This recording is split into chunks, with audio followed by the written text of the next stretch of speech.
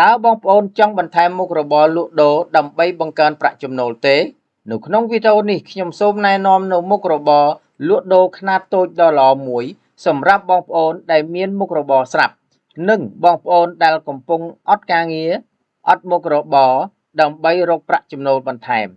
មុខរបរខ្នាតតូចងាយស្រួលធ្វើចំណាយដើមទុនតិចចំណេញច្រើននរណាក៏អាចធ្វើបានមិនចាំបាច់មានបទពិសោធន៍ក៏អាចបើករកស៊ីបាននៅគ្រប់ទីកន្លែងទូទាំងប្រទេស KT ដែលមានបទពិសោធន៍ក្នុងអាជីវកម្មនេះជាង10ឆ្នាំមកហើយនោះមានលក់កញ្ចប់ franchise ធ្វើអាជីវកម្មលក់ផ្លូវមាន់បំពងនិងប្រហិតជាច្រើនមុខដែលល្អបំផុតសម្រាប់បងប្អូនពីរប្រភេទ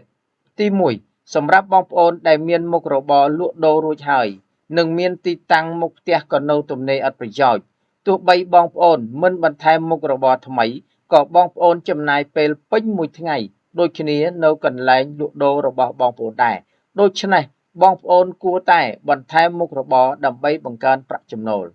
ទី2សម្រាប់បងប្អូនថ្មីដែលចង់បង្កើតមុខរបររកស៊ីដោយខ្លួនឯងចង់បានបទពិសោធន៍ក្នុងការរកស៊ីតែមិនមានដើមទុនច្រើនសហការជាមួយ KT ចំណាយដើមទុនតិចទទួលបានប្រាក់ចំណេញច្រើននិងទទួលបានបទពិសោធន៍ល្អក្នុងការរកស៊ី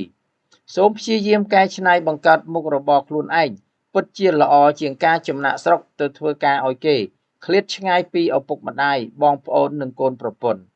សូមបញ្ជាក់ប្រាប់ថាការប្រកបមុខរបរជាមួយ KT ពិតជាងាយស្រួលមិនធ្វើឲ្យបងប្អូនលំបាកវីវក់នោះឡើយទោះជាសប្តាហ៍ថ្ងៃបងប្អូនកំពុងរវល់ជាមួយការងារមុខរបរមានស្រាប់របស់បងប្អូនក៏ដោយបើបងប្អូនចាប់អារម្មណ៍ក្នុងការធ្វើអាជីវកម្មលក់ដូរនេះសូមបងប្អូនសាកសួរព័ត៌មានលម្អិតជាមុនសិនដោយការឆាតចូល Page ឬទំនាក់ទំនងតាមលេខទូរស័ព្ទនៅក្នុងវីដេអូនេះសូមអរគុណ